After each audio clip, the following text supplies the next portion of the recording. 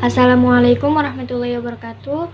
Nama saya Ainun Nadia, saya dari Prodi Manajemen semester 2, ingin mengerjakan tugas mata kuliah PPKN dengan meresum topik dengan tema pengantar PPKN, Pancasila sebagai filsafat dasar negara dan ideologi negara, identitas nasional, negara dan konstitusi, moral, nilai dan norma, HAM, hak dan kewajiban negara Indonesia. Topik pertama tentang pengantar PPKN. Secara konseptual, istilah kewarganegaraan tidak bisa dilepaskan dengan istilah warga negara. Selanjutnya, ia juga berkaitan dengan istilah kewarganegaraan. Tujuan pendidikan kewarganegaraan dimanapun umumnya bertujuan untuk membentuk warga negara yang baik.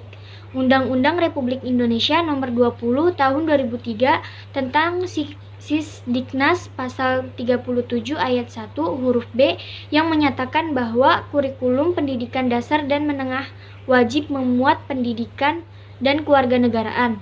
Demikian pula pada ayat 2 huruf B dinyatakan bahwa kurikulum pendidikan lebih eksplisit dan tegas dengan menyatakan nama mata kuliah kewarganegaraan sebagai mata kuliah wajib. Dinyatakan bahwa mata kuliah kewarganegaraan adalah pendidikan yang mencangkup Pancasila, Undang-Undang Dasar Negara Republik Indonesia tahun 1945, Negara Kesatuan Republik Indonesia dan Bhinneka Tunggal Ika untuk membentuk mahasiswa menjadi warga negara yang memiliki rasa kebangsaan dan cinta tanah air. Lalu resuman topik yang kedua itu tentang Pancasila sebagai filsafat dasar negara dan ideologi nasional. Pancasila adalah ideologi dasar bagi negara Indonesia. Nama ini terdiri dari dua kata Sanskerta, yakni panca berarti 5 dan sila berarti prinsip atau asas. Pancasila merupakan rumusan dan pedoman bagi kehidupan berbangsa dan bernegara bagi seluruh rakyat Indonesia. 5 sendi utama penyusun Pancasila adalah ketuhanan yang Maha Esa, kemanusiaan yang adil dan beradab, persatuan Indonesia, kerakyatan yang dipimpin oleh hikmat kebijaksanaan dan permusyawaratan perwakilan, dan keadilan sosial bagi seluruh rakyat Indonesia. Dan tercantum pada paragraf keempat, pembukaan Undang-Undang Dasar 1945, Pancasila merupakan cerminan karakter bangsa dan negara Indonesia yang beragam. Hal itu dapat terlihat dari fungsi dan kedudukan Pancasila sebagai jiwa bangsa Indonesia, kepribadian bangsa, pandangan hidup bangsa, saran tujuan hidup dan pedoman bangsa Indonesia.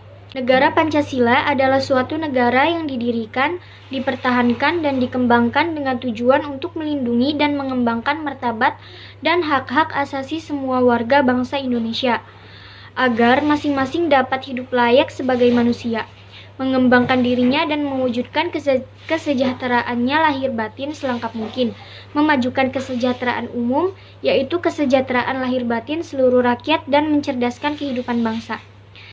Lalu yang ketiga itu ada pengertian identitas nasional. Menurut Kamus Besar Bahasa Indonesia, kata nasional bermakna kebangsaan, berkenaan, atau berasal dari bangsa sendiri. Sedangkan dalam konteks pendidikan kewarganegaraan, identitas nasional adalah ciri-ciri atau karakteristik keyakinan tentang kebangsaan yang membedakan bangsa satu dengan yang lain. Konteks identitas nasional sendiri berkaitan dengan adat istiadat, kebudayaan, dan karakter khas suatu negara. Lalu topik resuman yang keempat adalah negara dan konstitusi. Pengertian konstitusi secara umum adalah asas-asas dasar serta hukum suatu bangsa, negara atau sekelompok sosial, di mana yang menentukan kekuasaan, tugas pemerintah, dan menjamin hak-hak tertentu bagi warganya. Bagi sebuah negara, konstitusi merupakan kumpulan doktrin serta praktik yang membentuk prinsip pengorganisasian fundamental. Pengertian konstitusi ini menjelaskan terkait apa yang bisa dilakukan oleh tiap cabang pemerintah. Selain itu juga menjelaskan bagaimana tiap cabang pemerintah mampu mengontrol cabang-cabang lainnya.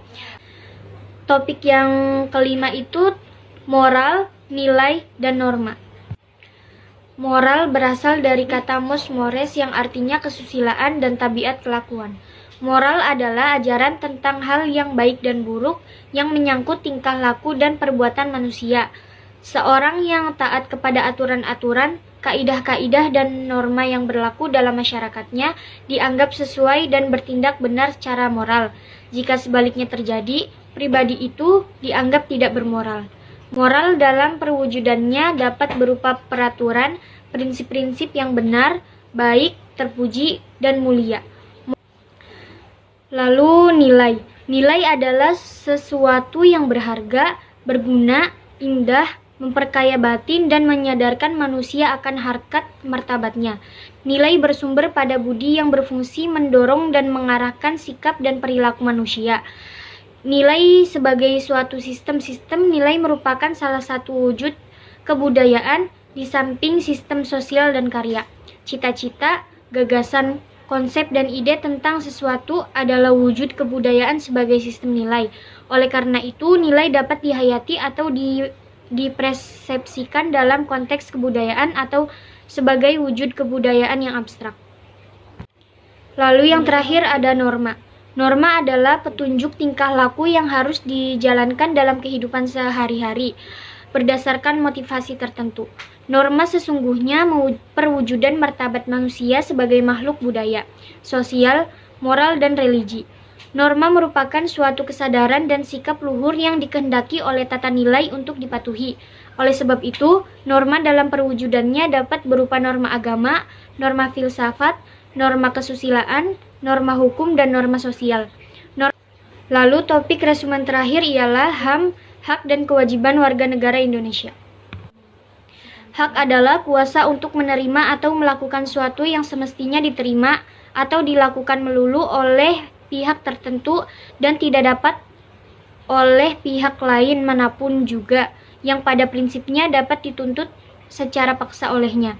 Hak dan kewajiban merupakan suatu yang tidak dapat dipisahkan, akan tetapi terjadi pertentangan karena hak dan kewajiban tidak seimbang.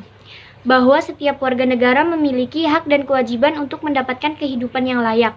Tetapi pada kenyataannya, banyak warga negara yang belum merasakan kesejahteraan dalam menjalani kehidupannya. Semua itu terjadi karena pemerintah dan para pejabat tinggi lebih banyak mendahulukan hak daripada kewajibannya. Sekian penjelasan resumen yang bisa saya sampaikan. Kurang lebihnya mohon maaf. Wassalamualaikum warahmatullahi wabarakatuh.